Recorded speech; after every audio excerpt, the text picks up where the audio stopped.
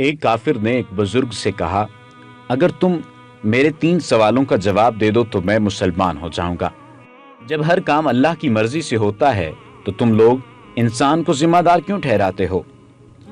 जब शैतान आग का बना हुआ है तो उस पर आग कैसे असर करेगी? जब तुम्हें अल्लाह ताला नजर नहीं आता तो उसे क्यों मानते हो? बुजुर्ग ने उसके जवाब में पास पड़ा हुआ मिट्टी का ढेला उठाकर उसको मारा। उसको बहुत गुस्सा आया और उसने काजी की अदालत में बुजुर्ग के खिलाफ मुकदमा दायर कर दिया। काजी ने बुजुर्ग को बुलाया और उनसे पूछा कि तुमने काफिर के सवालों में उसे मिट्टी का ढेला क्यों मारा? बुजुर्ग ने कहा, ये इसके 3 सवालों का जवाब है। काजी ने कहा, वो कैसे? बुजुर्ग ने कहा, इसके पहले सवाल का जवाब ये है कि मैंने ये ढेला अल्लाह की मर्जी से इसे मारा है, तो फिर इसका जिम्मेदार मुझे क्यों ठहराता है? इसके दूसरे सवाल का जवाब यह है कि इंसान तो मिट्टी का बना है, फिर इस पर मिट्टी के ढेले ने किस तरह असर किया?